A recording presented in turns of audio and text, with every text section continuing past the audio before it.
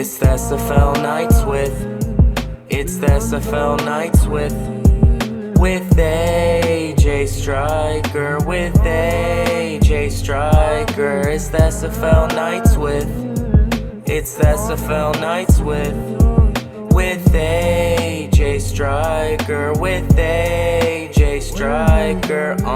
Ashley Jackson about the action. SFL news, come and join with interaction.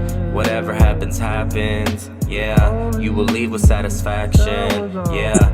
What is up, SFL Nation? And welcome back to SFL Nights with AJ Striker. Thank you so much for joining me today or tonight or whenever you decided to hit that play button or turn on that radio dial. Really appreciate it, y'all. And I have my fantastic panel with me tonight, starting with Mr. T-Roy Gaines, fullback for the Baltimore Vultures. How are you? I'm doing fine, Ashley. How are you? Doing great. Welcome back, man. Appreciate you. Thank you for having me back. Absolutely, absolutely. And Mr. 17133, Mr. Mike St. Green, wide receiver for the London Knights. How are you? Well, representing the 713, which is Houston, H-Town. I don't know what the area code is in London, but hey, representing them as well. Representing 17 catches this past week. But yeah, what's up? What's up, AJ Nation? Good to be back with you. Man, glad to have you. 17 catches, okay. And well, I stopped count. I actually lost count. I don't know. I think it ended up somewhere. And I have one of the busiest statisticians I know, Mr. Josh Farnsey for Vancouver Legion. Oh, yeah. Hold on, stop. I will do that again. Okay. Hold on. I got to stretch before the show. That's what do you do? Okay, hold on. Shut up, T-Roy. Okay. And special welcome to Mr. Josh Farnsey from the Vancouver Legion. How are you doing? I'm doing great, Ashley. Thanks for having me tonight. I'm so glad you were able to be here. Thank you so much. And I do have Mr. Eddie Gage with me, owner of the Arizona Scorpions, but he is at work, so he'll be popping in and out of the chat every time, when he can. But I'm grateful that he's here as well. Gentlemen, we had some fantastic games that happened over this week, right? I mean, people are starting to prove themselves worthy of being in the playoffs with their performances. Yeah, definitely. Is there any particular teams that stuck out to you this week versus the past 8 weeks? They have not solidified themselves in the playoffs as of yet, but one of the teams that's continuing to impress me week in and week out are the the Louisiana Revolution. Yeah. They've won 5 out of the last 6. 5 and 4. Overall, and they hold key tiebreakers over a lot of teams that are right there around 500. But they've just impressed me with the way that they've continued to win games. So yeah, I've been extremely impressed with them over the past 4 or 5 weeks. Gotcha. What about you, T-Roy? What do you think? Well, not because I'm on your show, but I do love the streak that Arizona is on right now, especially, coming back from the mishap from earlier this season, just knocking out win after win after win, keeping themselves in the playoff hunt. And they're currently ranked 5th, and I know we will talk more about that later, but I'm very hyped about Arizona's run since that one loss. Gotcha. Thank you, man. What about you, Josh? Well, Mike mentioned Louisiana and how well they've been playing lately, but just Florida. I know they tend to sort of get, maybe not overlooked, but it's sort of assumed they're going to be good. They beat a really good Charleston team down the stretch this week, and I think I don't think it was ever in doubt that they're going to be a playoff contender, but they're really starting to hit that next gear before the playoffs, and looks like they want to turning that corner so that they could be right up there with the elite. So they really impressed me this week, especially in the fourth quarter, how they put Charleston away. Gotcha. Hey, Eddie, welcome back. What up? Sorry about that. My job was calling me. No, man. And like I said, I understand, man. Don't get in trouble. But so we were talking about what team this week kind of outshine the rest, that you can definitely see them making that playoff run. This week, more so than probably the last few weeks that we've had in the season. Well, Mike kind of touched on it. I don't know if it was Mike or Cam, and I don't know if you guys mentioned it already, but Vegas won 4 of their last 5 games. Granted, they finding ways to, it's not always pretty, but they tend to find a way to grind out wins, and they did it again this past week. So I'd say Vegas. Gotcha. I think despite the loss that Queen City took, Queen City won over DC, which that was a great game. We went into overtime. I can't wait to talk about that one. But I think for the streak that hey Eddie, I need you to mute your mic for me. I got you. Yep, appreciate it. I think the win streak that Queen City, just to turn things around like they did this particular season, I think that was enough for me to know that they're going to be in the playoffs, and they're definitely going to be a fierce contender. Coaching changes, locker room revamp, whatever it took, they did it. And so that's why they're so successful. But again, great week. And here, first, we're going to go over the week 9 review. We're going to do our picks for week 10. And for SFL Chat around the water cooler, I'm actually going to leave it up to my guest panelist to choose the topic that we speak on, okay? Which should be very interesting because I have no idea what they're actually going to decide to do. We were kind of talking about it off camera, but we're going to see. But, okay. Now, unfortunately, I did not get all the picks that I chose last week, even though I told all of y'all to get y'all's, but it's okay. I did get a lot of them wrong this week, I know for a fact, because there were some surprising performances that happened, including this one. Fort Worth Toros took on the Houston Hyenas, and Houston won 27-16. Houston had 199 yards passing, 120 yards rushing, 319 total. Their time of possession was 21 minutes, 51 seconds with one mistake. The Toros had 192 yards passing, 107 yards rushing for 299 yards total. Their time of possession was 21 minutes and 14 seconds with 4 mistakes. Player of the game was Warren Murray, halfback, with 20 attempts, 117 yards, 2 touchdowns, and 19 reception yards. So, Houston won this game. How did they win, guys? Besides only having one turnover, how did they win this game? Well, I'll go ahead and start. Warren Murray, he's the main reason why they won this game. He actually got one of my game balls this weekend.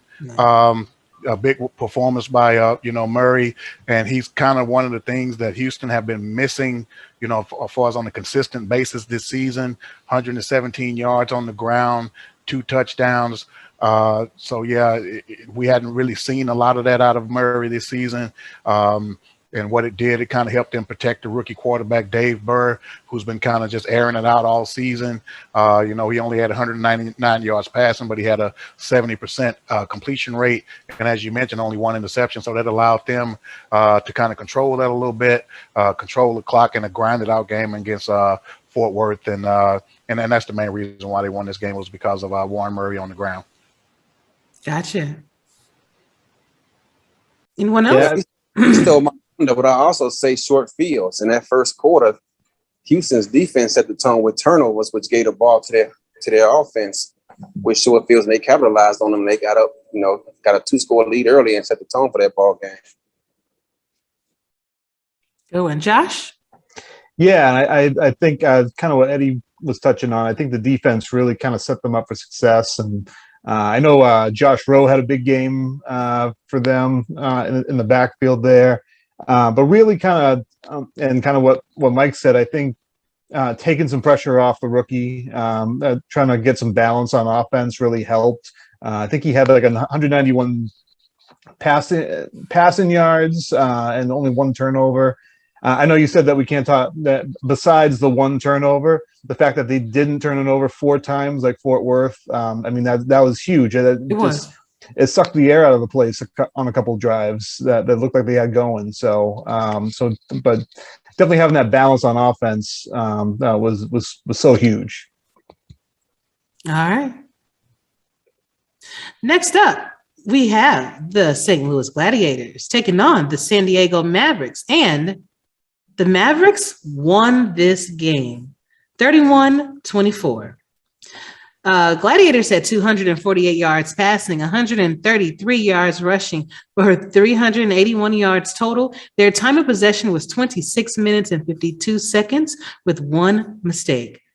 The Mavericks had 300 yards passing, 78 yards rushing for 378 yards total. They held the ball for 16 minutes and 52 seconds with 3 turnovers. Player of the game was Jalen Wells, halfback.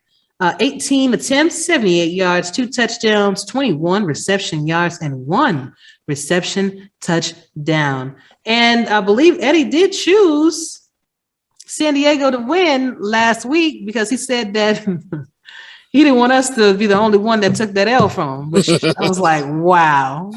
But besides that, they played a fantastic game, even though they had 3 turnovers, and even though they held the ball with less time than their opponents, than the Gladiators, they still came off with a win. I want to bring something to everybody's attention on defense for their respective teams. So St. Louis defense, from their star players, only has 3 tackles for loss, no sacks, in comparison to San Diego star players who have 5 tackles for loss and 3 sacks. So San Diego's defense definitely came and made an impact to help their offense, make enough plays to win with their great play against St. Louis when it mattered the most. Yeah, and I'll mention this about San Diego as well, as far as the ground game. Jalen Wells, he's finally starting to grow into that halfback role after switching over from fullback, it seems like, from Sioux Falls a couple of seasons ago. He looked like he really looked effective. He was pounding people, running over guys, and making basically short yardage situations for San Diego this entire game, to where they didn't have to worry about airing it out too much. But one of the biggest plays of this game was a block punt late in this game that gave San Diego a short field and when it was tied 24-24 to get them to go ahead score to win this game. But as you mentioned, T-Roy, the defense did a great job the entire game, but I also got to give kudos to the special teams who came up with that big play late in the fourth quarter to seal that victory.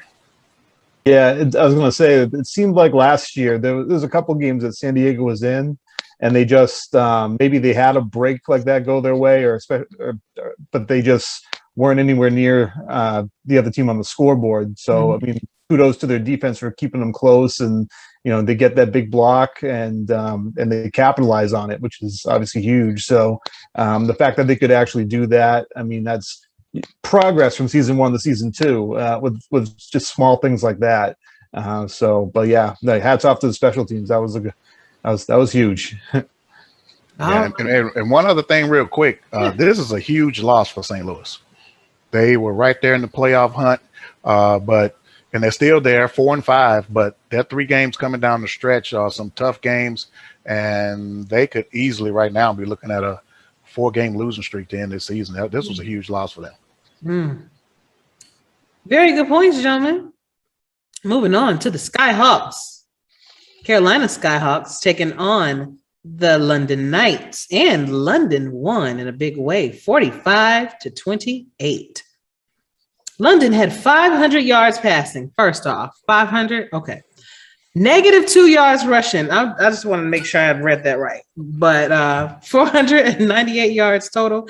Their time of possession was 18 minutes and 58 seconds with one mistake. Carolina had 374 yards passing, 133 yards rushing for 507 yards total. Their time of possession was 24 minutes, 40 seconds, 2 mistakes. Player of the game was Vin Kalia, wide receiver with 16 receptions for 228 yards, 4 touchdowns, and averaging 14.3 yards per catch. So, Mike, 500 yards passing with -2 yards rushing. Please explain. Do you want to know who had 111 of those receiving yards of that passing?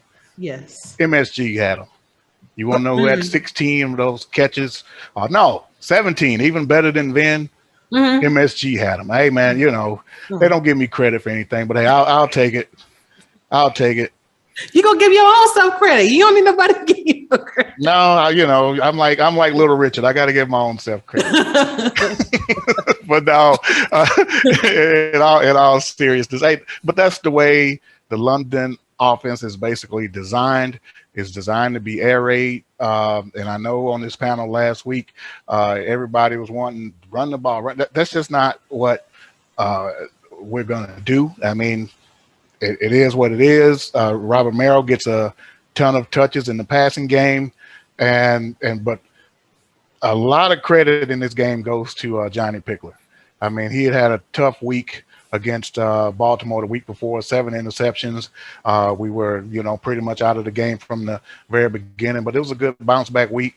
As you know, he got one of my game balls, 53 out of 63, 493 of those passing yards were his.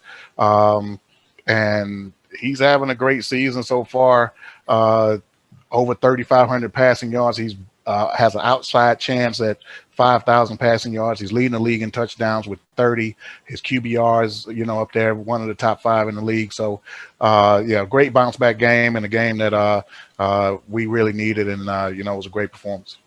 Fantastic, man. Fantastic. Anyone know what that saying that the kids these days, you know, what the memes say is like, we just talked about Robert Miller need to get more carries, and London's like, and we took that personally. That's basically what they said. You didn't give him 1 carry, 1 bit. He had 60 yards receiving. Mr. Mike St. Green and Ben Kalia combined for over 300 yards receiving themselves. You know, you already talked about the touchdowns. Amazing performance, amazing passing clinic. That was like watching an arena football game with that passing attack. All passing, no rushing, but a very impressive win from London there.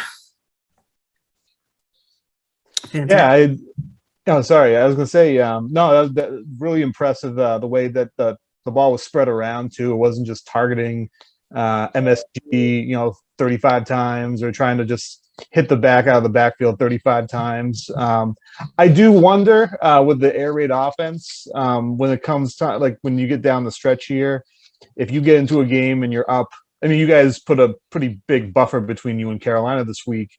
If you're up 1 score with 5 minutes left, how does the air raid, will that come back to bite you a little bit if you're trying to melt the clock a little bit? I mean, obviously, if you're completing it the way Johnny is, that's not an issue, you know. But it'd be interesting to see how that goes down the stretch in terms of close games when you have to kind of melt that clock.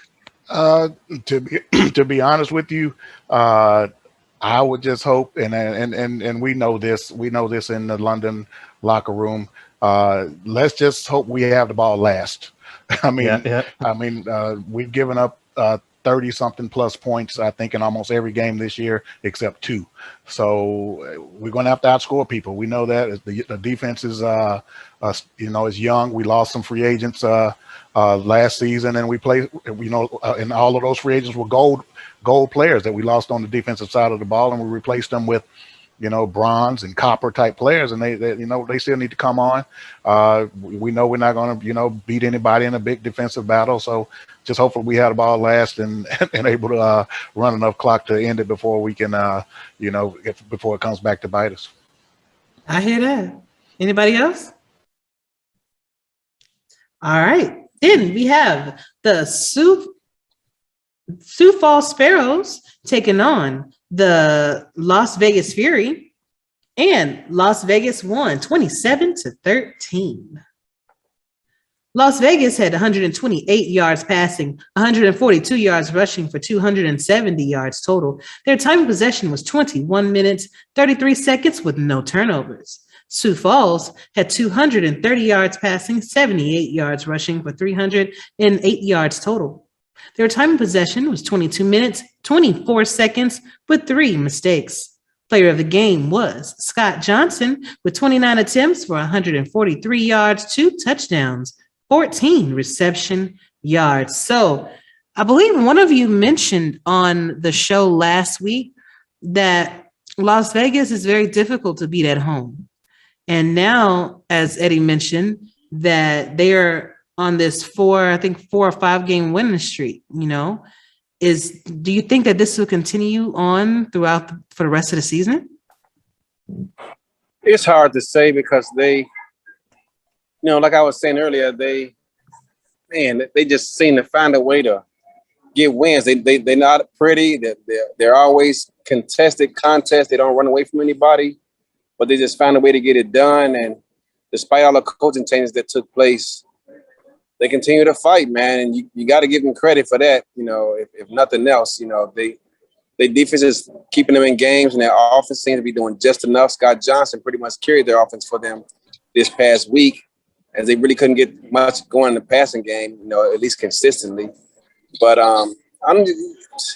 it's hard to tell. I mean, we got to see how the coaching changes affects this team long term. So it's just kind of a wait and see type deal for me. Gotcha. Yeah, go ahead, Josh. Oh, sorry. I was going to say, Vegas's defense is going to they're going to try to lean on them. I think down the stretch here. I think looking at the game, at least the box score, I think they said it was like Sioux Falls ran 45 plays, 13 of them went backwards, and 3 of them were interceptions. 16 out of 45. That's a pretty big percentage of plays that are either going backwards or going to the other team. So, but Vegas, credit them. They just beat up that offensive line of Sioux Falls, and they just put Julian under a lot of pressure all game, and made the plays they needed to. And like Eddie was saying, Scott really just gave them what they needed to get them over the threshold there. All right.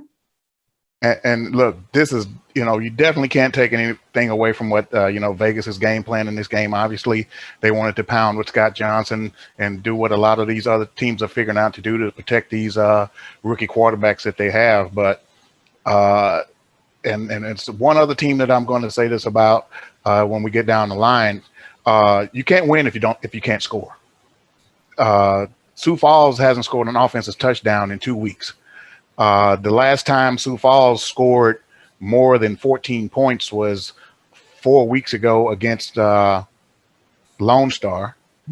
They scored 24 points, and ironically, that was with the backup quarterback. Julian Tyree got hurt in the first quarter of that game. They scored 24 points, and that's the last time. That's the most points they've scored in 4 weeks. So, kudos to Vegas for doing what they needed to do to win the game, man. But you're going to have to score points to beat people in this league these days. A lot of teams are putting up a lot of points. A lot of teams are going to mostly passing game, and you're just not going to do it with a conservative offense. Not anymore. Perhaps under other settings, maybe, but not this one. The Vancouver Legion took on the Tulsa Desperados, and Vancouver won 44-17. Vancouver had 395 yards passing, 138 yards rushing for 533 yards total.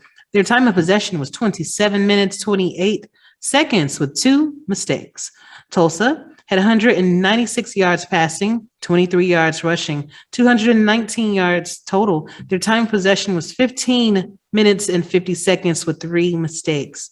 Player of the game was Robert Redford, halfback, with 24 attempts, 123 yards, 3 touchdowns, and 40 reception yards. So, guys, it looks like, Tulsa's struggling a little bit on the the rushing side of the ball. And it looks like even in this game, Vancouver's defense was just dominating them on both sides. It looks like only 196 yards passing, only 23 yards rushing with 3 turnovers. Do you think that's why they lost and Vancouver won? Well, ironically, I didn't know this game was coming up next, but this is the other. This is the other team that I was speaking of. When you got to be able to score points, and of course, not taking anything away from Vancouver. We know what they're going to do. Tom Pepper's going to get roughly 400 yards passing every game unless he plays Arizona, it seems like. And I want to point out too, Kendra Hall had a big game this week as well. But in researching this game and looking at the point total for Tulsa, I kind of did a deep dive on some stats, and they've only scored more than 17 points once all season. And you're just not going to consistently beat anybody, excuse me, like that. So, especially like, as I mentioned, passing league is turning into a passing league. Vancouver's always been a high-powered offense, and you're just not going to hang with them just scoring less than 17 points. No. I mean, we spoke a little bit on a lot on Tulsa last week. So True. That kind of made me kind of deep dive a little bit. And yeah, only 17 points or less in every game except one. Looks like back to the drawing board, Anybody else want to add to it, or? I'll be piling on Tulsa's running. I already got on them last week and unfortunately repeated this week. So I'm not going to pile on that, but Robert Redford, still one of the best backs in this league. You already mentioned his rushing yards, but also for total yards, 163. He was killing it this week. I love the running game. Love seeing Robert Redford run. Like Mike said, this is a passing league. You got to be able to score points. And if you can't help your star quarterback out with the running game and throwing it to your tight ends, this is going to be a rough time for you on offense. So hopefully Tulsa can right the ship and finish off this season on a high note. Gotcha.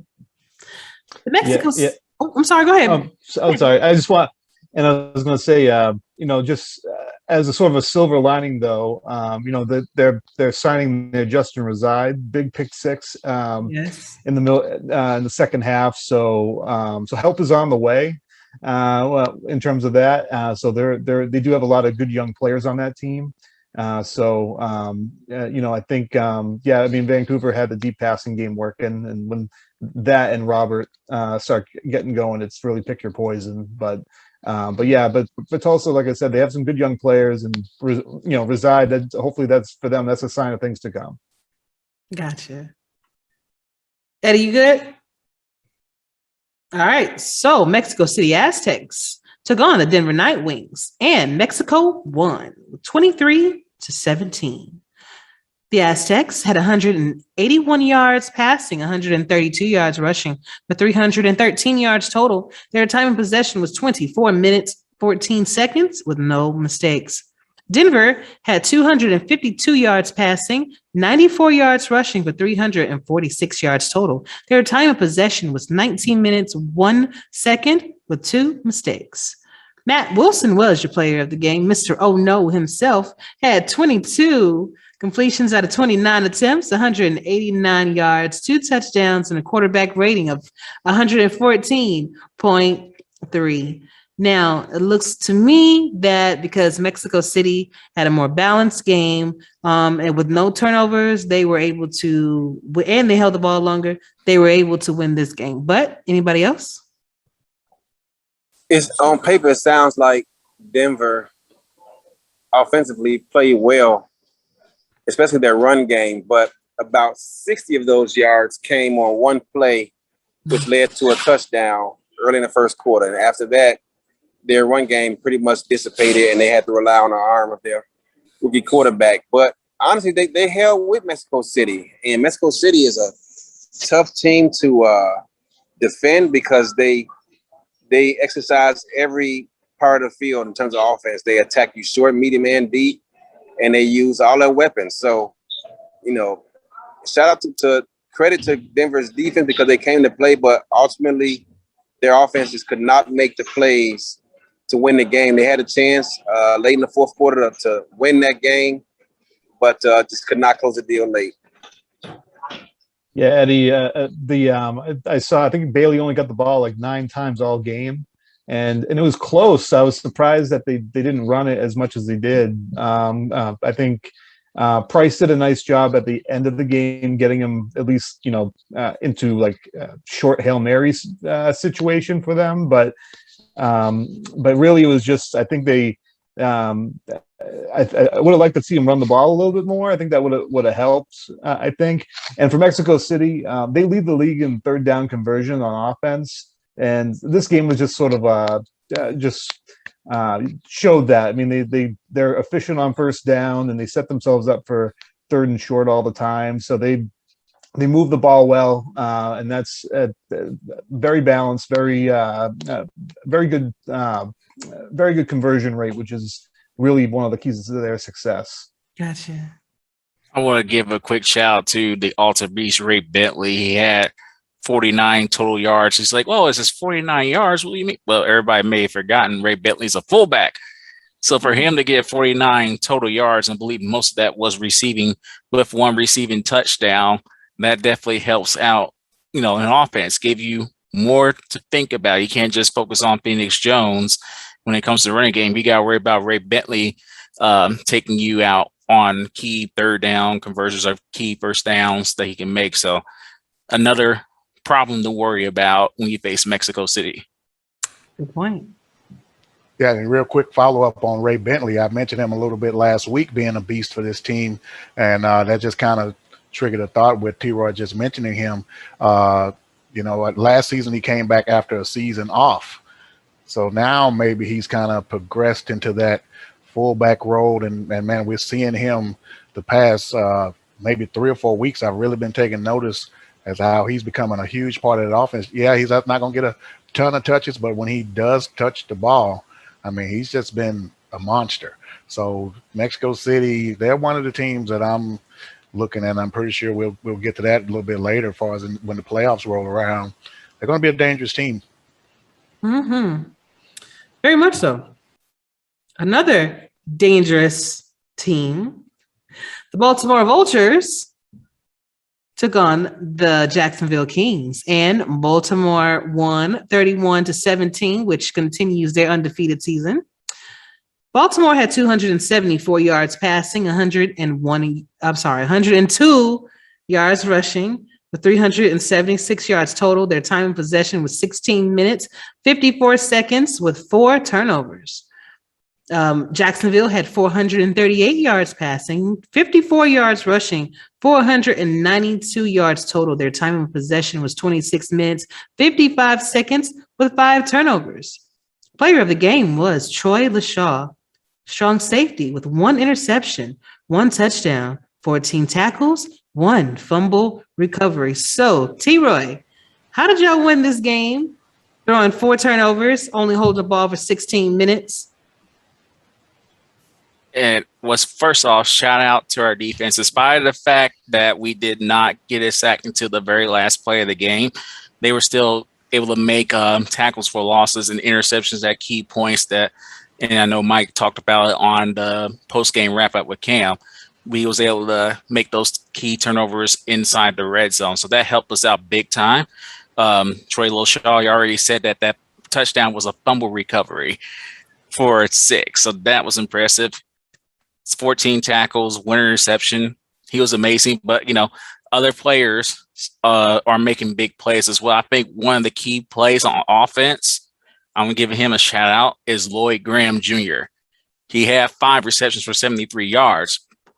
But one catch he made that made me smile from ear to ear was a 36-yard touchdown where he made a catch, sent someone to the shadow realm by trucking them, and then outrunning everybody else into the end zone. I think that's one of his best plays I've seen him throughout his career. He's been here since season 12.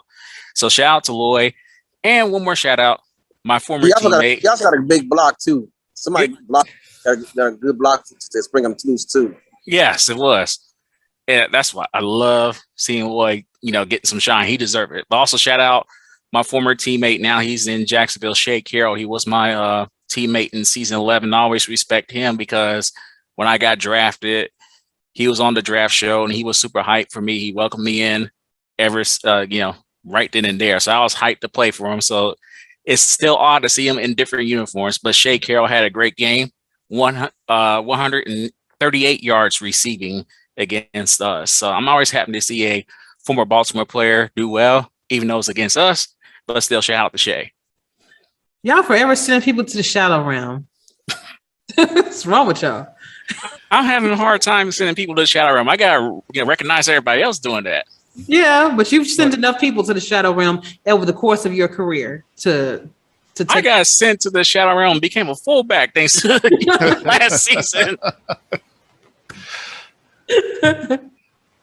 See, y'all do it. You even do it to yourself. But all right. Charleston, go ahead. I'm sorry. Go ahead, Mike. What I wanted to say about this game was that we didn't see the regular cast of characters that Baltimore, typically would make big plays, make the big plays in this game. It's like, I really can't stop gushing over this team. It really showed how deep that they are. We didn't hear Sir Ron Yates' name call. We did see Giovanni Boat's name call late in the game with a, pretty much a desperation pass attempt at that time. Ivory Irving had a modest game for his resume, only 101 yards and a touchdown. Yeah, I say only, but yeah, that's pretty modest for him. Jack Wigmore had less than 300 yards passing, even though he had 3 touchdowns. But we saw Jimmy Hazard with 91 yards. He mentioned Lloyd Graham Jr. And in my game notes, I did have on that T-Roy touchdown, catch, and run, because the run was more impressive than the 36-yard touchdown catch itself. Daley Holder had a touchdown catch in the first quarter. So all the big names for this team didn't do it in this game. We saw the quote unquote secondary guys, but that just shows you how deep this team is. And Cam actually mentioned, did Jacksonville give somewhat of a blueprint how to beat these guys? Yeah, maybe, because it seems like they put a lot of emphasis in giving Marcus Dunhill a clean pocket, but at the end of the day, that strong secondary and the rest of them, I remember, I think Frank Smith had a big game defensively as well. It's just a deep team, and man, good luck beating these guys. It's, we'll see what's going to happen in the rematch in week 12, man. But yeah, good luck to whomever faces this team. Good point. The Charleston Predators took on the Florida Storm, and Florida won, 40-24. Charleston had 137 yards passing, 175 yards rushing for 312 yards total. Their time of possession was 14 minutes and 28 seconds with 2 mistakes. Florida had 246 yards passing, 144 yards rushing for 390 yards total. Their time of possession was 28 minutes, 28 seconds with 1 turnover. Charlie Berletsky was a player of the game, with 28 attempts, 143 yards, 2 touchdowns, 53 reception yards, 1 reception touchdown. So Florida also played at home. I think a lot of games that were won actually were won at home, except like 2. I think it's only 2 people that were playing at home that lost. But Florida, again, one of those teams that whenever they're playing at home, it's hard for me to go against them, because they know their field. They know where the dips are. They know where the dives are. Know what to avoid. So that's the reason why they put on, one of the reasons I think they put on such a stellar performance this game against Charleston. And Charleston is under new management too. So I think once Charleston once the management actually gets their feet wet a little bit more, they'll definitely be able to put up more of a little bit better performance. Well, make no mistake about it, this was one of the better and most competitive games of the week, even though it ended up 37-24. And I'll differ with you a little bit. I think Charleston has gotten things figured out this season. They're 5-4, if I'm not mistaken, clearly in the playoff hunt. This game was for a share of the division lead. Keith Swearingen had a huge game, 172 yards, a couple of touchdowns. But yeah, you mentioned Bullet Beletsky.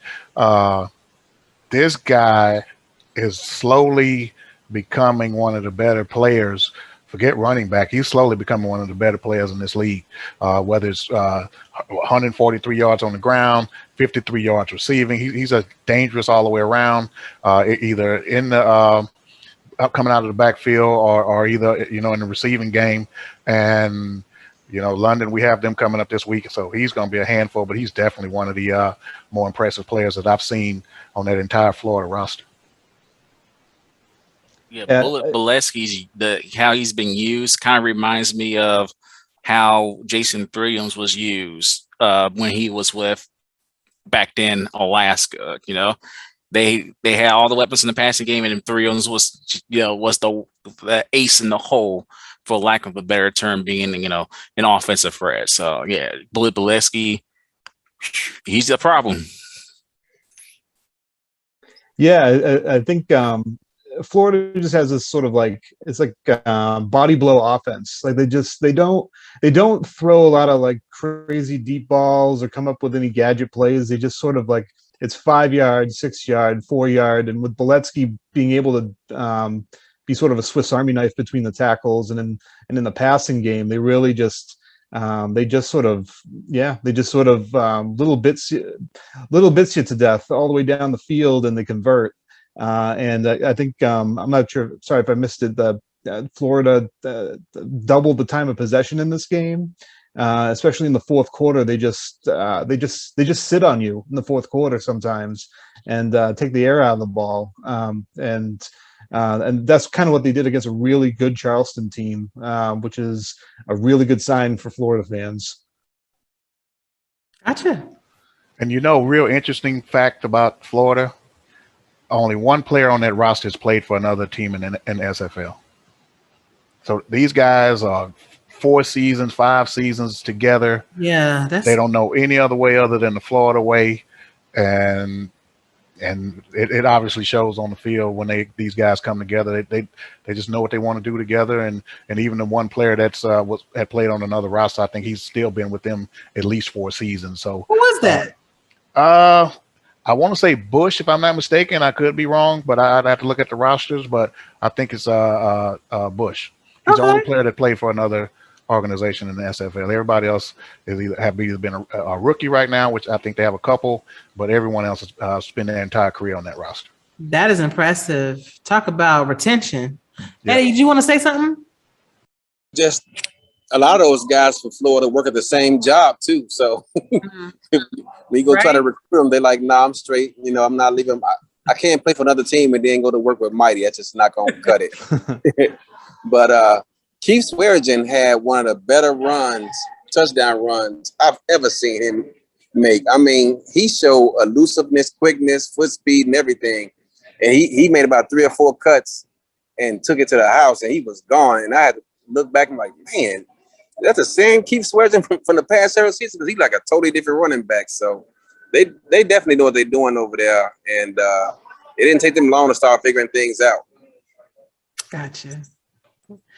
The Portland Fleet took on the Los Angeles Vikings, and LA won 30-17. LA had 277 yards passing, 56 yards rushing, 333 yards total. Their time of possession was 19 minutes, 30 seconds with 2 mistakes. Portland had 161 yards passing, 101 yards rushing for 262 yards total. Their time of possession was 53 minutes, 52 seconds. With 4 turnovers. Looks like that's a glitch on the for the AI right there, because it's not that much time. And Sully Richardson was the player of the game, quarterback with 24 completions out of 33 attempts, 277 yards, 3 touchdowns, and a quarterback rating of 115.3. So, what did you guys think about this game? I thought it was very entertaining. I was going to say, I think it was one of the better games of the weekend. Being on Vancouver, it had my attention, certainly with the Pacific race that we have going on. Before I get into it, Rochelle Colston is an MVP candidate, and she kind of solidified that this weekend. I mean, she's been flying all over the field, especially lately, especially in big moments. I think she has 10 interceptions on the year, but they all seem to come at like these critical moments where the other team seems like they're starting to get something together, and she just shuts it down. And she's been, I think she's in like the top 20 in tackles. She just really, really impressive. On the other side of the ball, Portland, they did what they did. They have Ezekiel. They pound Ezekiel in. They pound Ezekiel out. So he got some of his yards and some of his stats, and they hung in that game. They're kind of like the anti London.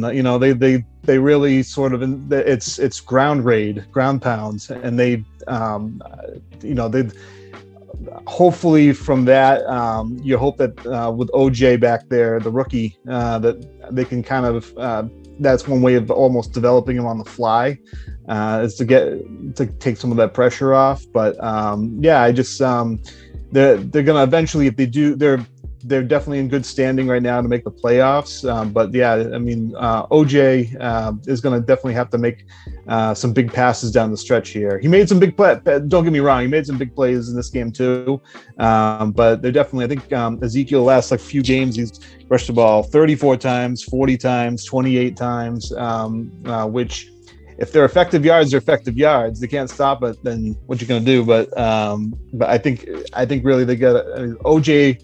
I think look for him in these next 3 games. He's gonna have his three biggest games down the stretch here. You heard it here first.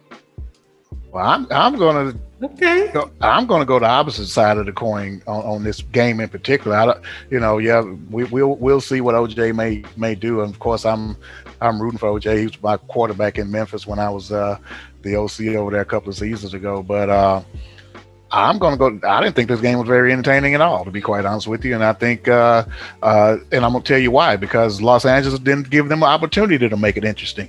They totally dominated this game. I mean, Portland was ahead 17-14 at half, but that was because of a Chris Stock fumble recovery. The offense wasn't doing a whole lot. Gene Valentine did get a late touchdown right before the half to put them ahead, but Portland didn't score in the second half. LA totally put the clamps on them. Moore Rivers had a big game. Davius Reed had a huge touchdown catch. So now I really didn't think it was entertaining. Ezekiel Love had 101 yards, but I think it was on 29-30 carries. He wasn't the same effective, big 35-yard runs, 20-yard runs that we see out of Ezekiel Love. So I think LA just totally dominated this game and made it extremely boring and unexciting in the second half, which I'm pretty sure they're happy with because they dominated the game and then took control of it and won. I want to bounce off of what Mike just said. 101 yards rushing for Ezekiel Love. That's a great performance, but touchdowns was 0. I think LA did a great job. I think LA was the first team to actually contain Love that I can remember.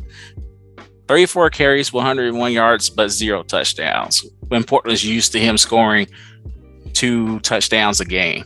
So shout outs to Portland, their coaching staff, for containing Ezekiel Love. Yes, he got 100 yards, but keeping him from scoring in the end zone, that's impressive. And also shout out to Sully Richardson, completion percent 73%, on top of his 277 with 3 TDs. If your quarterback makes few mistakes, it's kind of hard to lose the game. Very, very true. Very true. Anybody else? All right. Well, speaking of running backs that's getting some good yardage, the Lone Star Glory took on the Arizona Scorpions, and the Scorpions won 44-21. Now, the Lone Star Glory had 341 yards passing, 102 yards rushing, and 443 yards total. Their time of possession was 22 minutes, 45 seconds with no mistakes. Arizona had 310 yards passing, 243 yards rushing for 553 yards total. Time of possession, 20 minutes, 42 seconds with 1 mistake. Player of the game, and deservingly so, was DJ Moses II. 14 attempts, 222 yards, 2 touchdowns, 43 reception yards. And when I tell you this was a fantastic game to watch, y'all can see the smile on my face because watching your running back get the ball and run 80 yards, awesome, fantastic. Watching him get the ball again and then run 87 more yards, it blew my mind. So I think that was like probably the favorite moments of that game for me. But what did y'all think about it? I think Moses had the best run of the season. Yeah. I think it'll be top 10 by the end of the year. If it's not, I'm going to be shocked and very disappointed. Legit. Also, Ashley, congratulations on 20,000 career passing yards. Yes. 20,000, man. Like, oh. Orange Justice. I'm sorry. Go ahead. Y'all go ahead. Do your thing. Well, I finally succumbed to the pressure. Gave Arizona some credit on the wrap-up show, but in all honesty, it's well deserved. Just looking back at the notes of this game, and of course, DJ Moses had a huge game. I think he was averaging over 50 yards a carry at one point. I think he was 3 for 170 something yards and a couple touchdowns early in this game. Yeah. But just to touch on Lone Star a quick minute, I really thought Arizona was going to be in trouble early in this game. Ike McBride came out, 6 yards a carry, and I was like, man, that's what Lone Star, that's what they're going to want to do, and keep the ball out of Arizona's hands. But all of a sudden, the defense, tighten up. DD Sachs had a big game, 3 sacks in this game. Ashley, you yourself, 310 yards, 3 touchdowns, only 1 interception. The first play of the game, I was like, this is not how you started, but go ahead. But the main thing, the last, what do you want to say, 3-4 weeks, you guys have shut down Redford, you shut down Robert Johnson. After that first drive, you pretty much kept Ike McBride under control. And just looking back at some of the final scores, the scores look close, but in watching those games, Arizona, the defense in particular, has been so dominant. You've just taken teams out of games, and now you're really starting to look impressive and look like a solid playoff team. And again, one of these teams that no one wants to see come playoff time. But I think one key is going to be getting into that top 4 and staying out of that wild card round. Yeah, I was going to say, Ashley, you gotta let us know, like, between the first and second quarter, what kind of speech did Eddie give you guys? Because, I mean, like you were saying, it looked like Ike was moving the ball. They looked like they were kind of in control of that game. And then it was first play of the second quarter. He took that ball 80 yards, and then it was just 31 straight points. The defense just suffocating. So, I mean, what can you tell her? Does Eddie say anything like motivating between the quarters there? Because it just seemed like the game just completely shifted. Why not us? Why not now? You gonna win the game? Win it right now. That'll do it. We could do it. If it doesn't matter if anybody says you can't, then just prove them wrong if you can. So that's it. That'll do it. You notice that when Mike started talking, Eddie was smiling from ear to ear.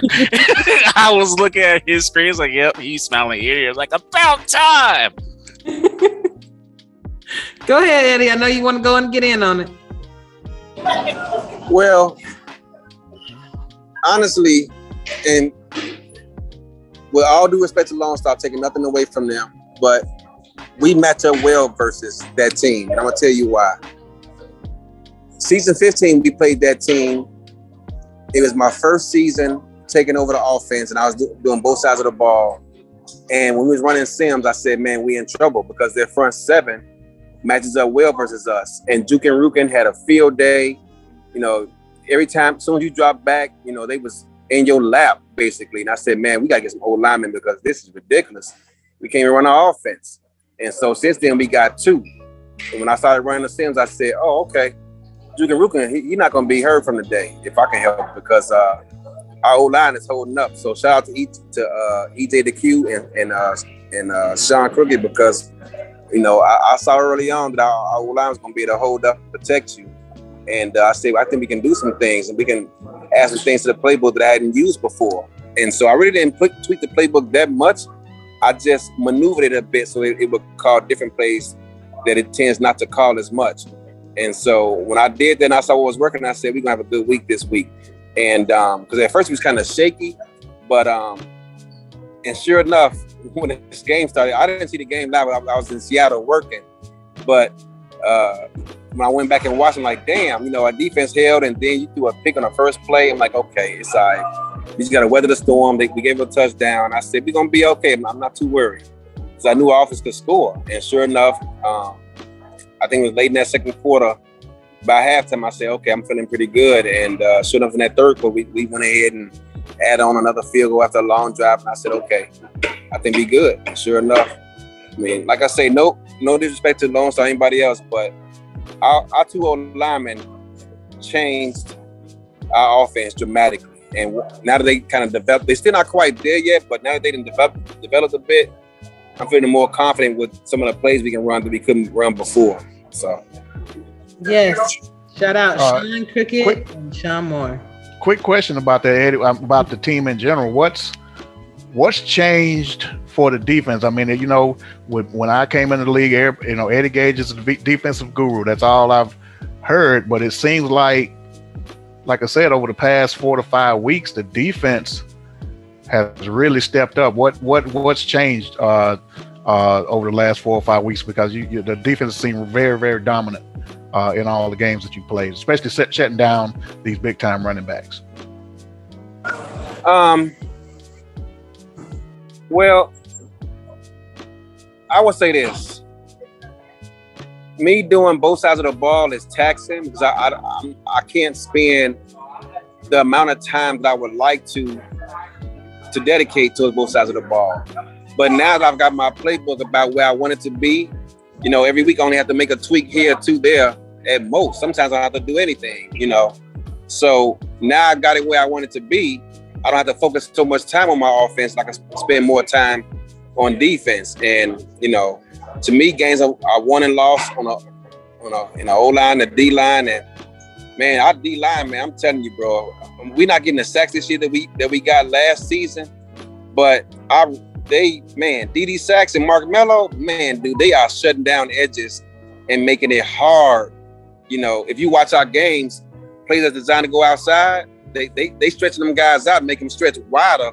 And by the end, the help is coming. It's a wrap. So, man, shout out to DD and Mark Mello, man, because they doing their thing. And Alex Constantine, I'm telling y'all right now, that brother is coming.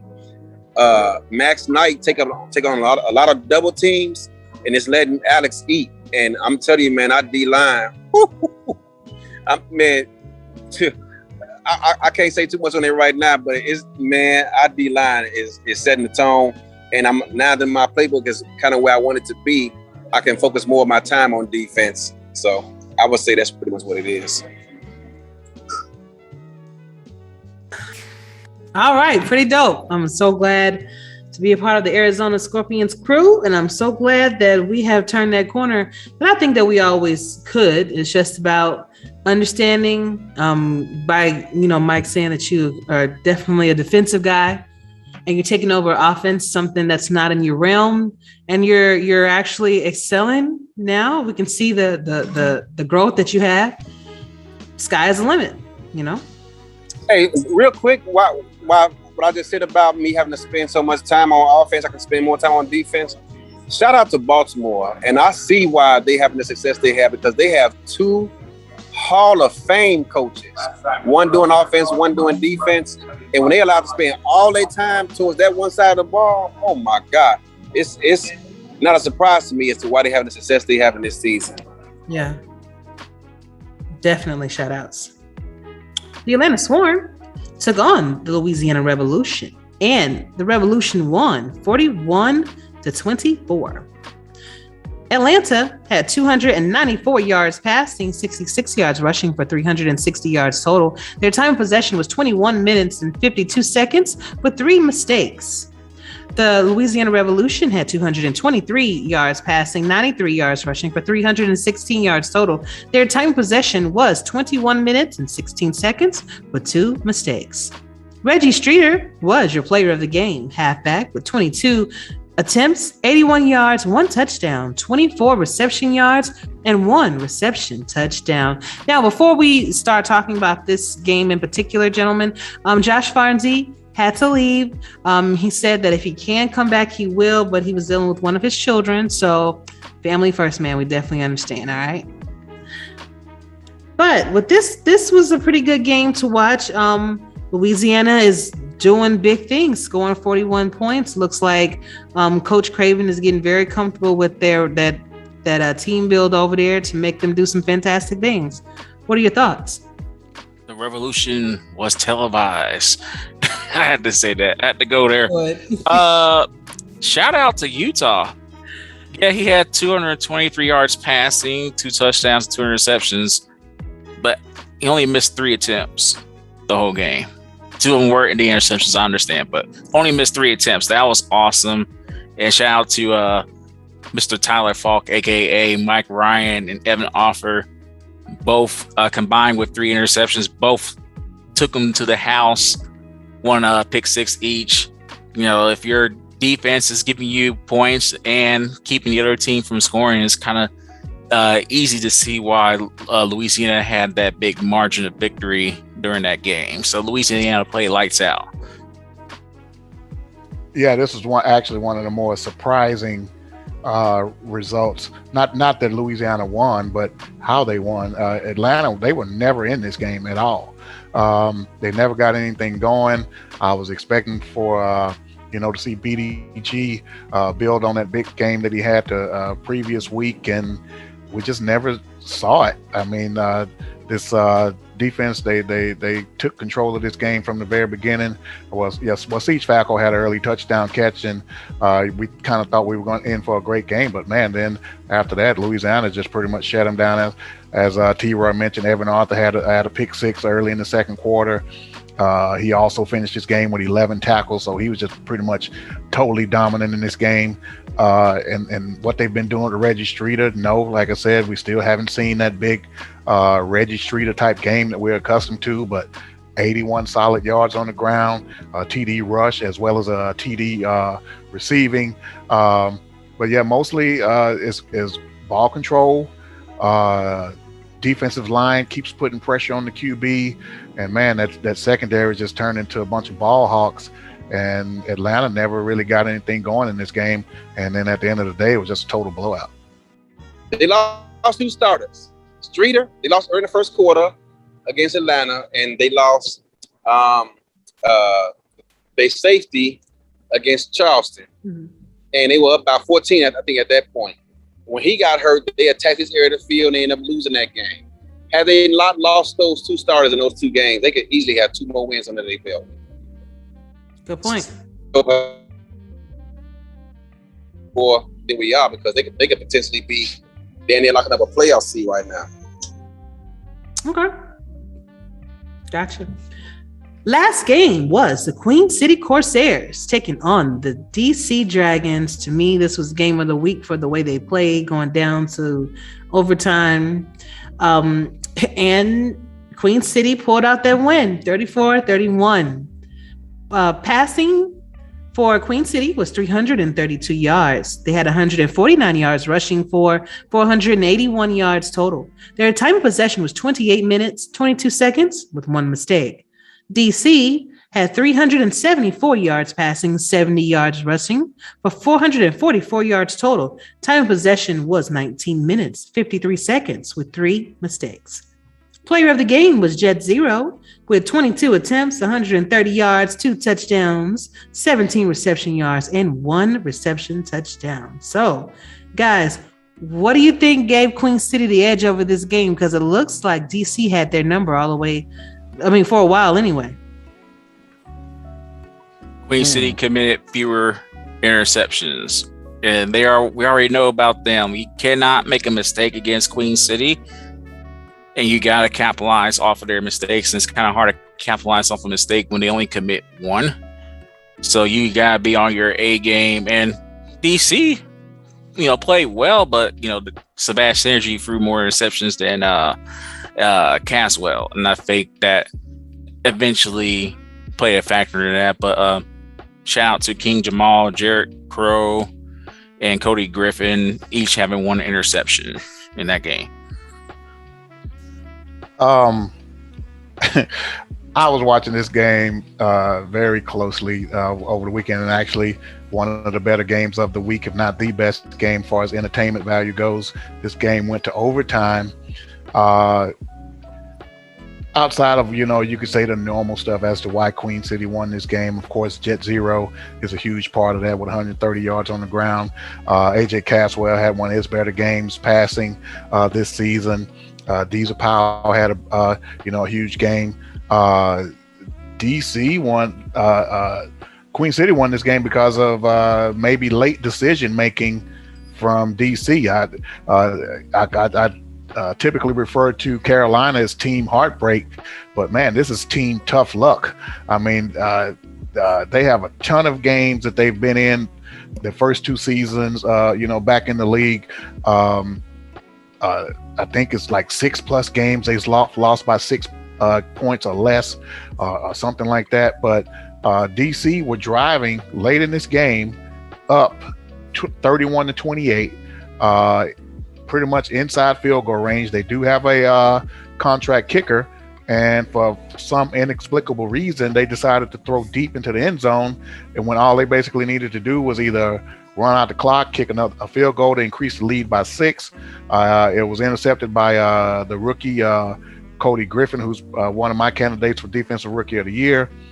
And Queen City immediately turned that turnover into a long drive in which they kicked a field goal late in the game to send it in overtime, and of course they end up winning in overtime. But and that's basically why they won. I don't know what went into the decision to go deep at that particular time, but they could have still run the ball, run clock, and possibly get out of there with a win. But just typical tough luck for DC. They close, but no cigar come up short again. Yeah, good point. All right, Eddie over there eating fries. My food getting cold. My food getting cold. Nice. But DC, man, I think they had these leads in the fourth quarter, and for whatever reason cannot hold on to it. And it's so unfortunate, man, because it's like they're on the cusp. They could easily have 3 or 4 more wins at this point of the season, but for whatever reason, these leads late in the fourth quarter just tend to get lost. And I can't put a thumb on as to why it happens, because they have a great game plan for 3.5 quarters. Everything's looking great. And then for whatever reason, they lose the lead and end up ultimately losing the game. It's just so unfortunate because that team could easily have, like I said, 3-4 more wins right now. Hold up, I gotta ask Eddie a question. Where did you get food? We've been watching you going from one end of the stadium to the other. You basically the Dave Access Mike All version of this show, going all throughout the stadium. Where did you? I never see you get food. Where do you get food at? When you got to, they bring it to your office. Shoot. Okay. I hear the connections, but I didn't see no. They like smoke from Mortal Kombat just appear and disappear. When you keep the network up and running, and everything is running smooth, and in the past they had issues, they tend to like you. And all of a sudden, around here. Bring you some snacks. All right, I love it. I love it. All right, well, gentlemen, thank y'all so much for doing the Week 9 reviews. Great stuff, great opinions. Again, hopefully people will listen. Looks like some people listened to us last week in regards to making some changes in their playbooks. Looks like some people didn't, but we'll see. London. We didn't change a thing. Exactly. We aren't worried about what the public says. We're gonna keep doing what we're doing. We're gonna do it. That's right. They don't need to run at all. Forget you. Hey, they Talking beat about us. our running game.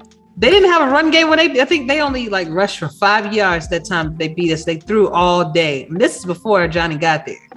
And I was like, man, what is this? This is crazy. But They probably just took advantage of that horrible Arizona secondary that game. Ooh. See, you know what? I'm sitting right with Michael Jackson on our popcorn waiting for you and Eddie. But that was last year. He finally, like I said, he got more time this year to put into his defensive game plan. I almost spit my food out, man. Shots fired. But moving on to SFL Chat around the water cooler, because I know you guys got things to do.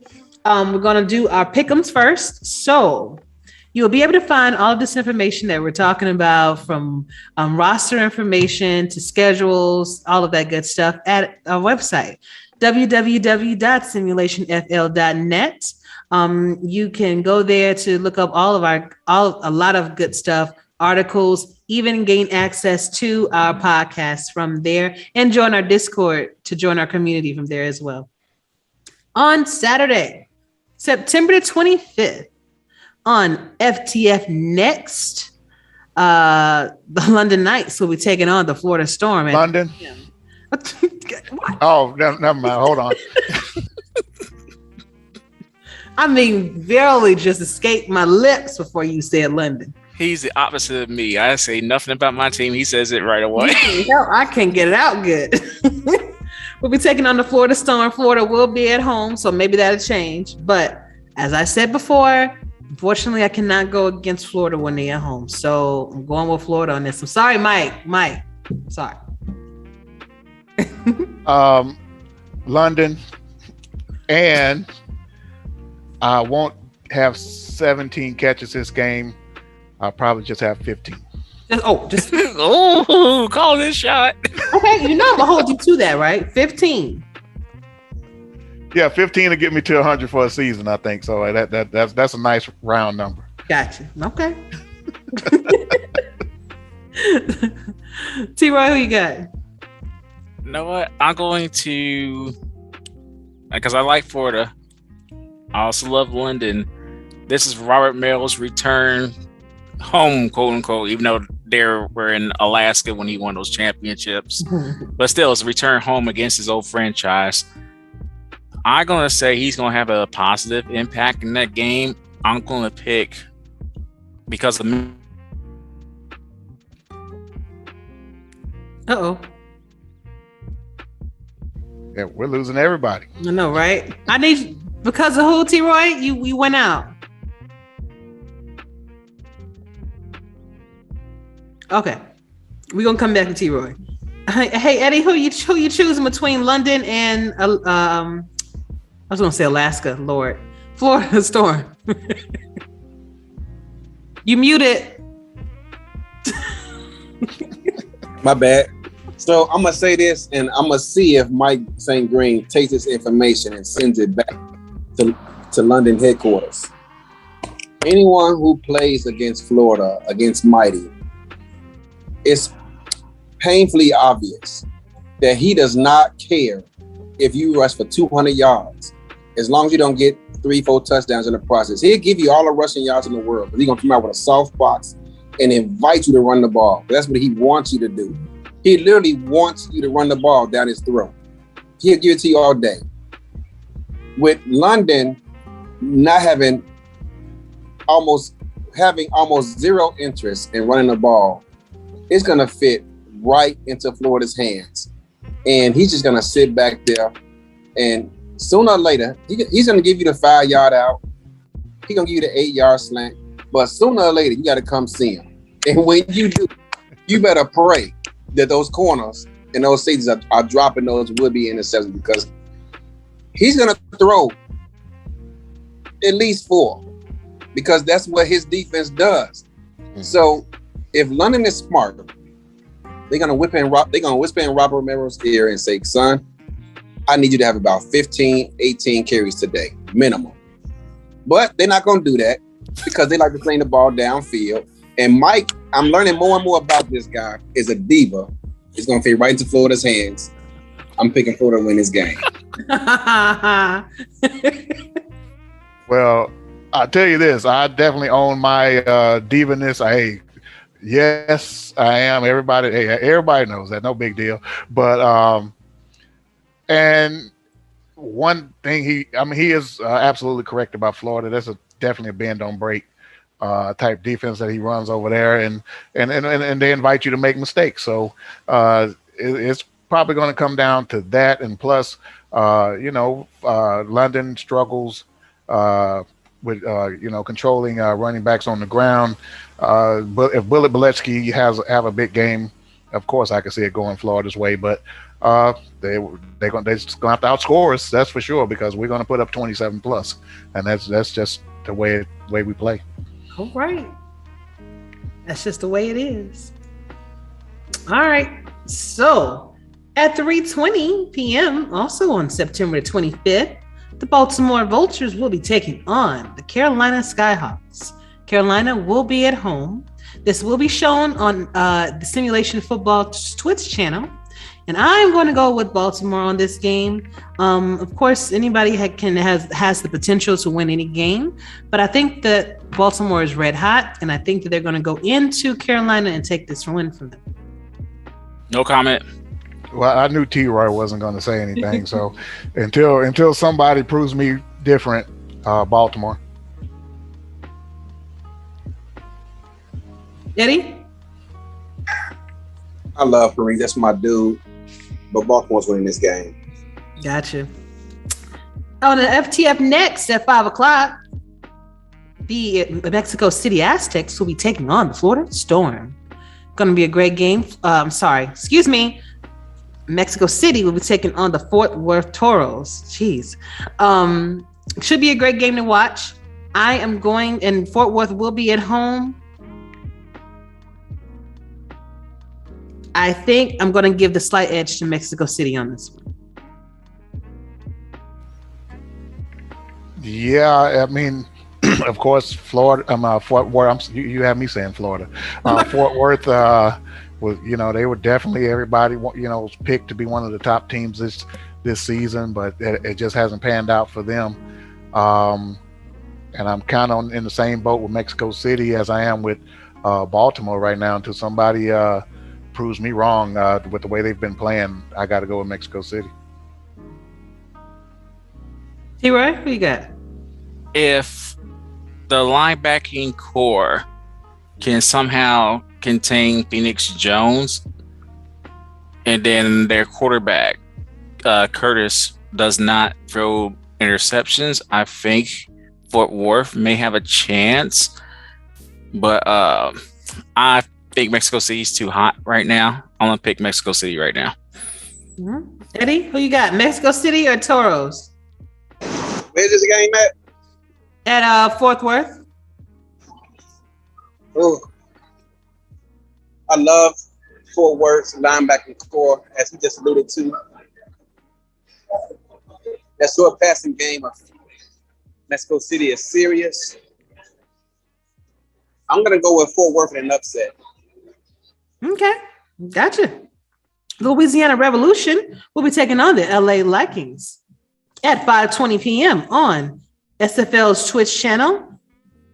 It will be a home game for LA. The way LA has been playing, I think that LA has what it takes to win this game, so I'm going LA. Defensive battle, but I think I'm going to go with LA.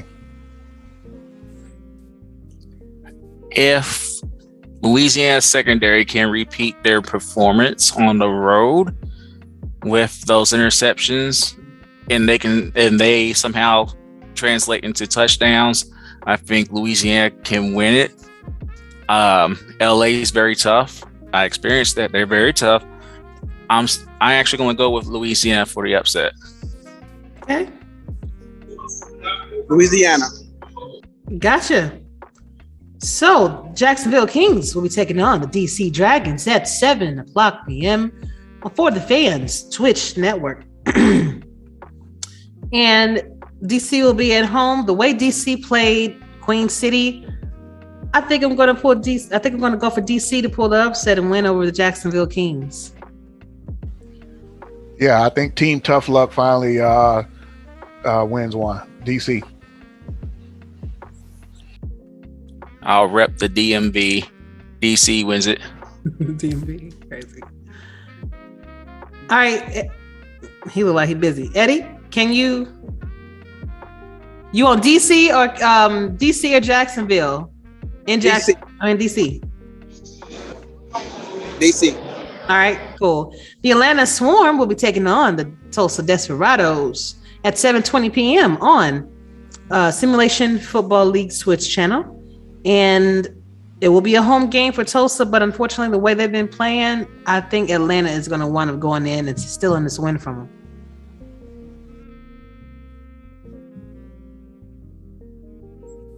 You muted, bro. Oh, there we go. Big game for both teams.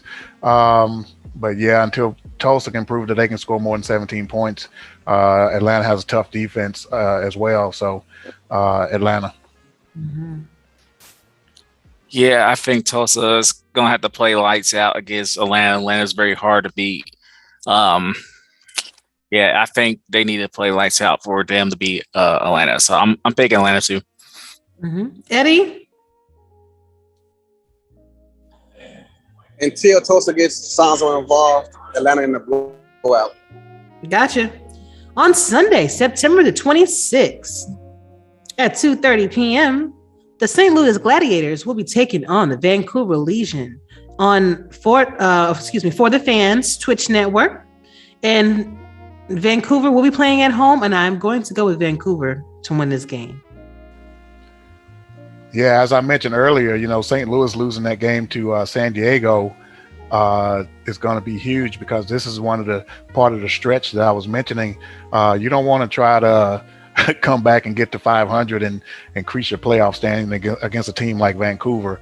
And I think that schedule, I think they have Louisiana and then Atlanta after that to close out the season. So, unfortunately, they picked a bad time of the season to kind of get cold, so to speak. But and thing is, St. Louis, they have a solid team. I really like the way the team looks as a whole, but this is just going to be a tough stretch of games, and traveling to Vancouver is going to be tough. So I got to go with Vancouver.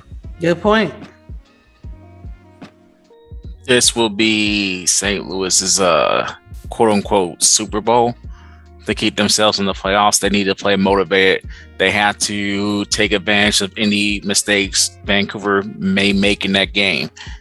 Be as it may, Vancouver's hot. They're at home. I'll take them. Mm-hmm. Eddie, St. Louis or Vancouver? Vancouver. Gotcha. Charleston Predators will be taking on the Queen City Corsairs at 3:05 p.m. on the Simulation Football League's Twitch channel. And Queen City will be at home. I'm definitely going with Queen City on this game. Just playing too hot right now.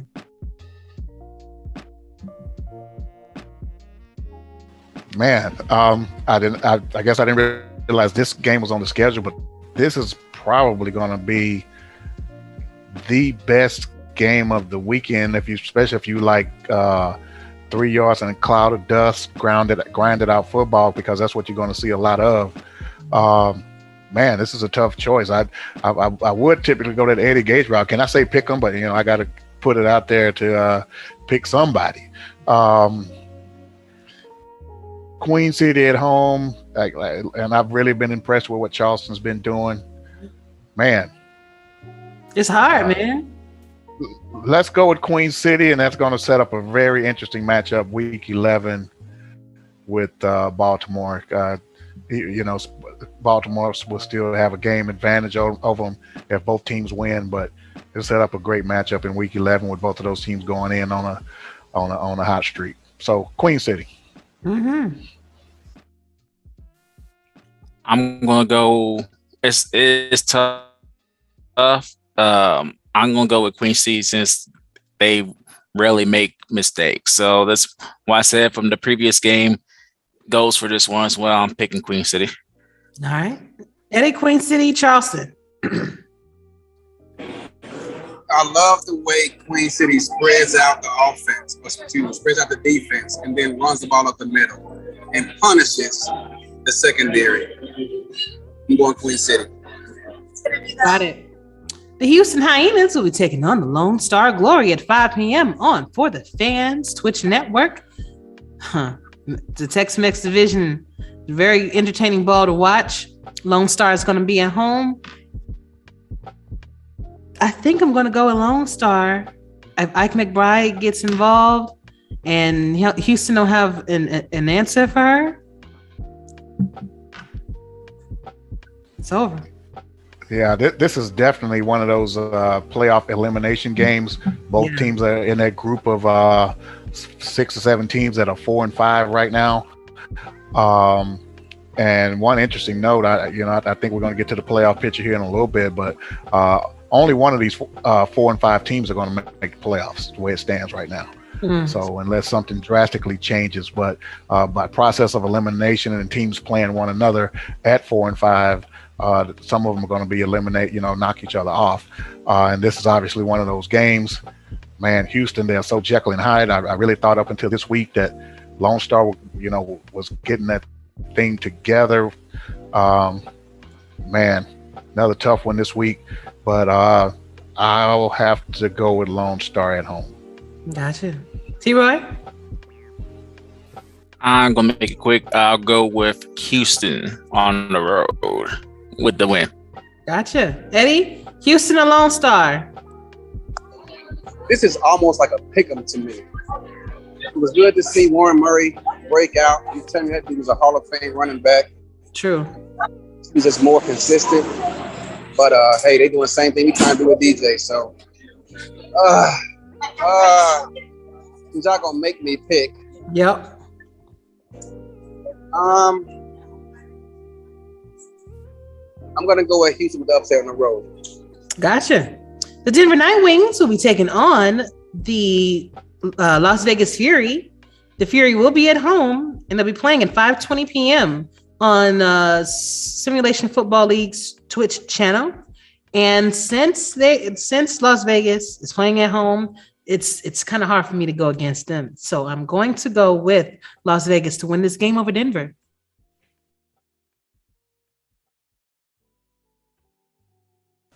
Wow, this is the second Vice Wars matchup of the season. If I'm not mistaken, I think Las Vegas won the first time around. They did. You know what? This is the first game I think I'm going to just pick because of who I'm rooting for to help us out in the playoffs.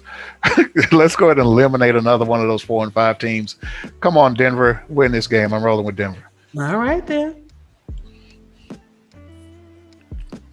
If Denver can force Vegas to be one-dimensional, I think they have a shot.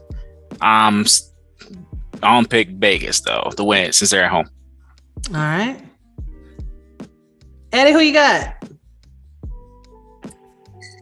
Even when Vegas was playing Denver with Jeremy coaching, their games have always been close. Vice Wars has always been close. Mm-hmm.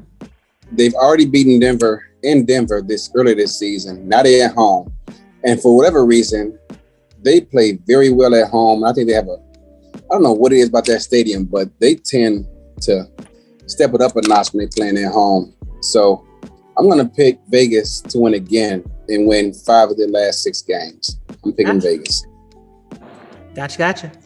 At 7 p.m. on For the Fans Twitch network, we have the Arizona Scorpions taking on the Sioux Falls Sparrows. Sioux Falls will be at home, and Arizona will go to their home and take that win.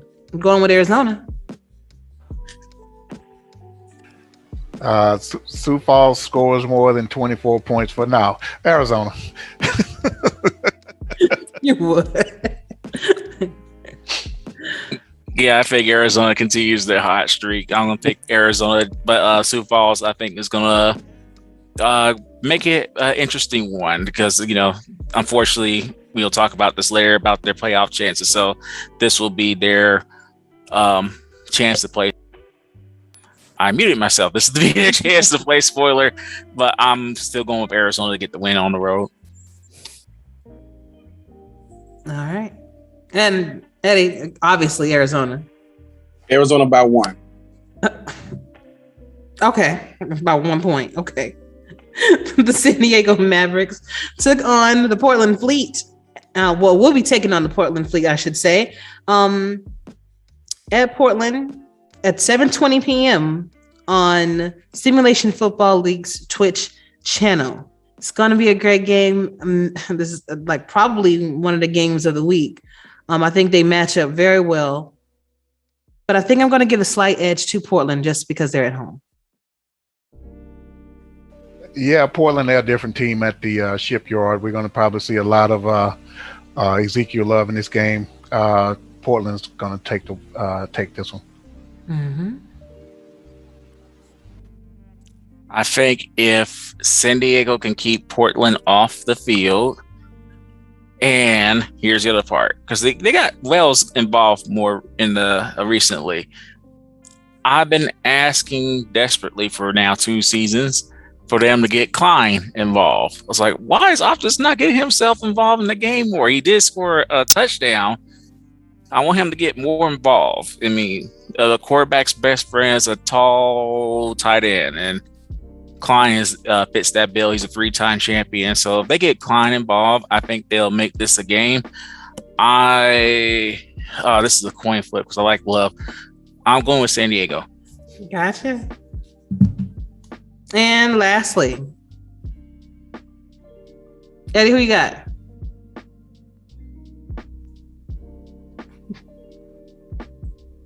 Despite San Diego's record, their past few games have been close. This game's in Portland. Yes.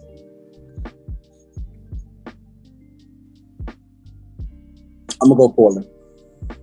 Got it. All right. That is our week 10 pick'ems, and we're gonna see how well we fare in this. Be right back.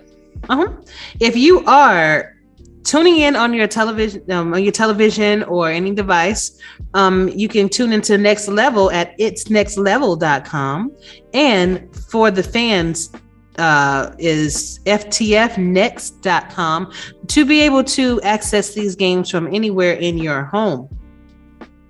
Now we're heading off to the playoff picture, so let me pull that up right quick. Okay, so current divisional standings are as follows. In the Pacific, the Los Angeles Vikings are number 1, sitting at 6-3. Vancouver sitting at 6-3 behind them, then followed by Portland at 5-4 and San Diego at 2-7. In the West, we have Arizona sitting at number 1 with 6-3. Las Vegas at 4-5. Denver at 2-7. Sioux Falls is at 1-8. In the South, Tex-Mex division, I should say. Mexico City sitting at 7-2. Houston's at 4-5. Lone Star's at 4-5. And Fort Worth is at 3-6. In the North, the Baltimore Vultures are sitting pretty at 9-0. Queen City is at 7-2. London is 4-5, and Washington D.C. is at 2-7. In the East, Atlanta is at 6-3. Louisiana is at 5-4. St. Louis sitting at 4-5. Tulsa is at 2-7. And to end things off, the Atlantic Division, the Florida Storm is sitting at 7-2. Charleston is at 5-4. Carolina is at 4-5. And Jacksonville is sitting at 6-3. So that means in the current playoff standings, if the games were to happen today, Sioux Falls is actually already eliminated. Baltimore has already secured their spot at the number 1 seed in the playoffs, followed by Florida, Mexico City, and Queen City. In the hunt, we have Arizona at 5 Arizona, Los Angeles, Atlanta, Vancouver, at Vancouver, all sitting at 6-3. And Mike, to your point about all these 5-4 teams with Charleston, Louisiana, Portland, one of them is going to wind up falling. And even rounding things off, for 12, 13, and 14 is London, Carolina, and Las Vegas, sitting at 4 and 5. So this will be an absolutely, first of all, it's going to be great playoffs ball to watch, but this is going to be very difficult for Cam, I think, to be able to kind of decipher through all of these teams. What are y'all thoughts on this? Before we continue, Baltimore is not number 1 seed yet. That's what I was going to point out. Yeah, we clinched a playoff spot. Oh, got it. But we're not the number 1 seed yet. But y'all still undefeated, so 9 times out of 10, if y'all keep it up, we only worry about the next opponent. We're not worried about the seeding yet. So, but just to make sure, we just clinched the playoff spot. That's it. All right. Thank you for letting me know. So, what are your thoughts? Well, I don't think it's going to be as difficult for Cam to sort this out as in seasons past, and I'll tell you why. As we look at these 5 and 4 teams, a lot of them are in a very advantageous situation, and let's just use London for an example. I mean, even though we do occupy that number 12 spot right now, Louisiana, they have a head-to-head tiebreaker over us. Portland, they have a head-to-head tiebreaker over us. So that means essentially they have a 2-game lead over us with 3 games to play. So it's no way, unless they lose out and we win out, that they're going to lose a playoff spot to us in a tiebreaker situation. And for instance, at 5 and 4, we have a head-to-head tiebreaker over Carolina. So I don't think it's going to be as difficult. I think if it came down to something with us and Atlanta, for instance, we split the season series, but then it's going to come down to strength of victory. I think possibly we would have that over them at this point if things keep going our way. But it may make a difference in seeding. But I think 1 through 11 right now, unless one of these teams go on a serious losing streak to end this season, I think 1 through 11, in my opinion, are pretty safe. That's why I think a lot of the 4 and 5 teams, I think it's 6 of them, we're all going to be battling for that last playoff spot. Mm-hmm. And it's going to be a great battle to watch, too. All right, T-Roy? Yeah, I was going to say just look out for Florida. Yeah. They've been playing, as we've been saying throughout this podcast, they've been playing lights out. So they're definitely one team. They always have been. But this season, they're definitely one of the teams that you do not want to meet in the playoffs. They seem to get everything. They have everything down. They are a balanced team. Got the passing down, got the running down. They find ways to win. Mighty RX, one of the best coaches in SFL history. You don't want to sleep on him. You don't want to give him ammunition to kick your butt more. So, as he said on Eddie's podcast one time. So, yeah, you don't want to sleep on Florida. So that's the one team you definitely want to look out for. You guys in Arizona, you definitely are scary. London, I think you don't want to face them if they make the playoffs with that passing attack. Once Johnny, when he's hot, as Cam said during the post-game wrap-up with Mike. When Johnny's hot, he's hot. So, yeah, there's some very good teams that I think this is going to be a very fun playoffs when everything's all said and done. Yeah. So, but as of this moment, everybody's got to worry about who they're facing in week 10. Yeah. That's all they can do is don't worry about scoreboard watching. That's contradicting what we're doing right now. Yeah. But you legit have to focus on the team that you face, and then all the dominoes will fall in place afterwards. And one interesting thing, T-Roy, just looking at it now that you kind of mentioned a couple of the teams at the top, and in particular Florida as well. And you mentioned also earlier that Florida, I guess they've been so good for so long. I guess when they're not 10-0, 9-0, or whatever, and undefeated, it's easy to forget about them. But they've been playing really, really solid football over the last couple seasons. It's easy to forget that they won the championship game last season and lost that championship game on the last second field goal. It's not like they went to the championship and got blown out. They easily could be defending champions right now. I think they only lost 2 or 3 games all of last season, and here we are only 2 losses this season. But with a bunch of key matchups this weekend, Queen City with a tough matchup against Charleston. We got, that's a matchup to where, Queen City could fall out of that number 4 slot that could be taken by Arizona or Los Angeles this weekend. Mexico City in a tough matchup with, what did we mention, Fort Worth. I think they're going to hold on to that. But, man, at 4, 5, 6, that's going to be a battle for that, important bye in that first week of the playoffs. So going to be some interesting stuff coming down the stretch, whether or not we have to figure out, who's going to get in and not be in for as a tiebreaker situation. It's going to come down to the seeding and who gets to play who at the end of the season and the playoffs. It's going to be interesting coming down the stretch once we get there. Good point. I want to add one thing. It's like when the playoffs begin, I think everybody's going to look at their opponent. They're going to be like, oh, bleep. Yeah. This is how good everybody is at this point, this stage of the game. I don't think nothing is going to be a gimme once the playoffs started. All these teams are very, very good. Very, very impressive. So T-Rod. Yes, sir. T-Rod, look at that 5-12 matchup right now, man. I like it. Oh, wow. Let everybody know Shots fired again. I like it. Let's make it happen. Let everybody know who you looking at. That's London and Arizona. Yeah, y'all the 5, he's the 12 currently.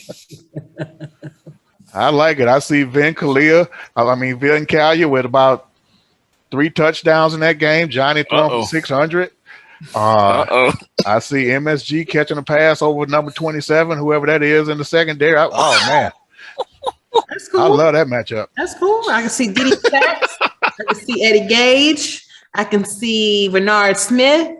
Oh, catching all the balls. Oh man, I made T-Roy sweat on that one. I had to take off my glasses and wipe that sweat off my face. Throw for about 7. He gonna throw for 700 yards. Have 7 interceptions. Here we go. He's saying something. He's muted. I think he's talking to somebody else. Hey, Eddie. Okay. What's your thoughts on the season on the playoffs if they ended today? Like if everything ends today and the current playoff standings that we have. Arizona will make a deep run. Okay. That's it? Versus Baltimore in the finals. Oh. Okay. I don't talk smack. I keep my mouth shut. I know better. Well, Eddie, sorry to disappoint you, but if it ended today, you would be meeting Baltimore possibly in the second round. I don't think you would meet them. Versus Florida in the finals. Again, I keep my mouth shut. I know better. Gotcha. Well, guys, did y'all have anything that y'all want to discuss for the question of the day, or were we pretty much good with everything? Because I think we covered something like towards the beginning of the show. But if y'all had anything in particular that y'all wanted to discuss, I'll leave the floor open to you.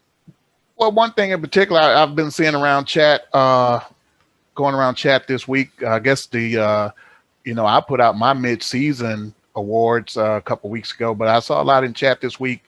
People were throwing out their MVPs and players of the year and that things like that. I kind of thought it was pretty interesting, some of the names that I saw thrown around. But to be quite honest with you, when that voting starts, it's not going to be easy. I mean, it's several players on both sides of the ball that are having great seasons, and to be honest with you, right now I don't know which way I would vote on certain categories, and particularly MVP and right now even Defensive Player of the Year. But I'll say this, and this is to everyone that's having breakout seasons. Vin Collier, he's leading the league in touchdown receptions. Man, even DR Sim, he's having a huge season. He's leading the league in total yards, and I think he's up there above 20 yards per catch. As I mentioned, Johnny Pickler's over 3,500 yards. Jack Whitmore's over 3,500 yards. Tom Pepper is right there, either slightly over 3,500 or 3,400 yards himself. I mean, you could go on and on. Bullet Boletsky's having a huge season, and I haven't even mentioned Ezekiel Love and Phoenix Jones, who are like 1-2 in rushing yards as well as rushing touchdowns. So it's going to be someone, well, particularly on the offensive side of the ball, that's going to feel slighted with the MVP award or the Offensive Player of the Year. And then you go to the defensive side with Sir Ron Yates and Giovanni Boat. Those two teammates. Giovanni is like, I think right now, maybe 2 interceptions away from tying the interception record. It's 3. Right. He had one last week, I think, brought him to 13. Okay. So Rochelle Colston is in double digits in interceptions. Mm-hmm. So, man, it's going to be someone that's going to feel like, man, I was right there to get this award, but going to come up short. But it's going to be interesting to see how that vote comes out at the end of the season. You know what else is going to be interesting too? The All-Star game. Yeah. Because there's going to be a lot of stars on both sides of the ball who are balling out this season. I would love to see the All-Star game unselfishly, of course. I'm not going to talk about this stuff, but unselfishly, I would love to see that All-Star game because I think that's going to be one of the best All-Star games we're going to ever have in a long time. Yeah. Yeah, T-Rob, I've been looking at a lot of the stats as far as, both. I know we're not broken down into conferences per se, but East, West, as far as parts of the country, and I know how it's going to be broken down. You're exactly right. As I mentioned with the MVP and individual awards, it's going to be some disappointed people come All-Star time because in the East for sure, which is I've been kind of keeping a close eye on, it's a ton of receivers that are having huge seasons, and someone's going to get left out. There's no doubt about it. And somebody's going to say, "Hey, man, why did this guy not make it? And why did?" So yeah, someone's going to be extremely disappointed they didn't make the All-Star team. It's a couple of positions that is kind of clear cut. If you split it East-West, I think in the East, it's clearly as far as the running back goes. I think it's clearly Jet Zero and Bullet Boletsky. In the West, it's obviously clearly Phoenix Jones and Ezekiel Love, but man, yeah, Cam and Rastelli and whoever else picks for this thing, they're going to have their work cut out for them as far as not disappointing somebody, because it's definitely going to be some disappointment. I do think that certain players making a team may need a great playoff performance to help make that All-Star team because of how everybody's playing in the regular season. I agree. Yeah.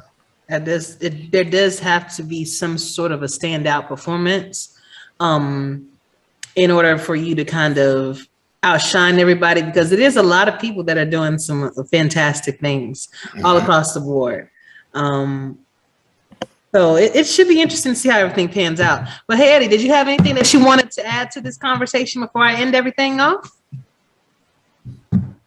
No, I tend to get long-winded, so I'm going to just say you guys did a great job with that. All right. Well, gentlemen, again, thank you so much for being on the show tonight. Special shout out goes out to all of you for being here.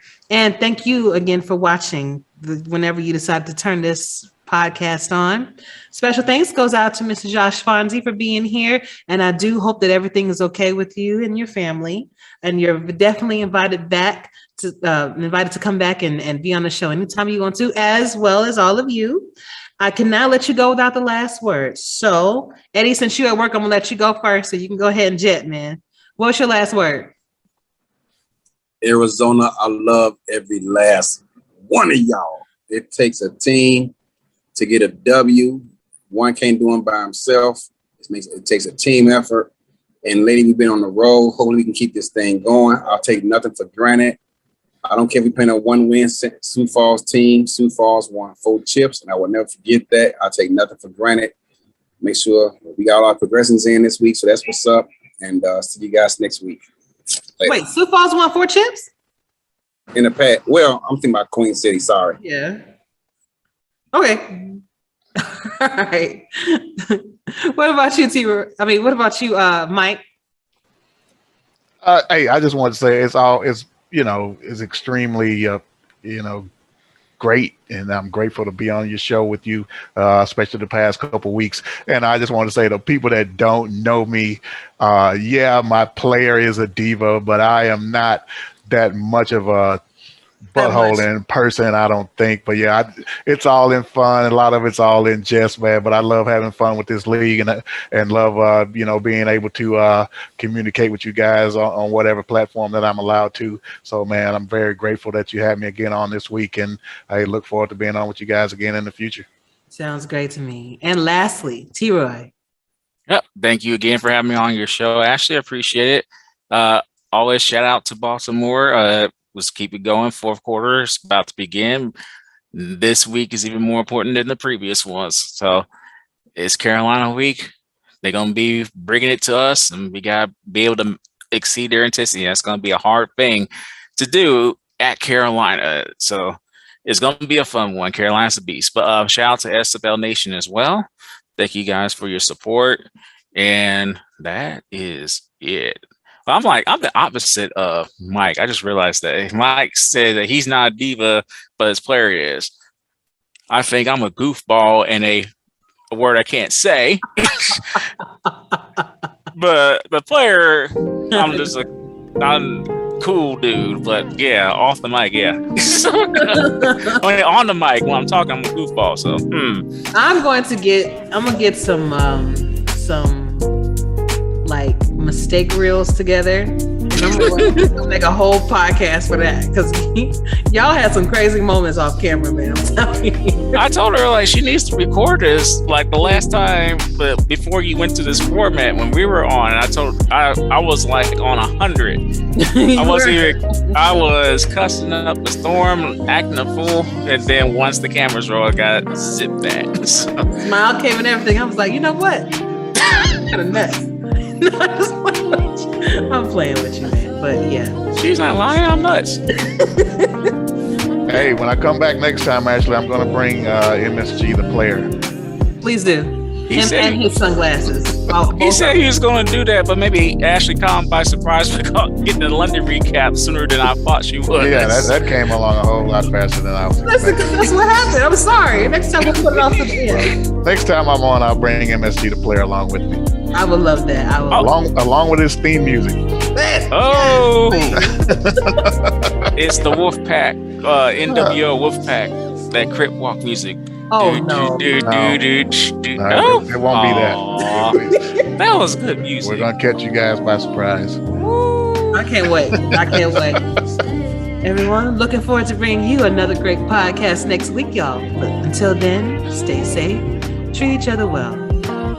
For Josh Fonzie, for Eddie Gage, Mike St. Green, for T-Roy Games, and Stryker.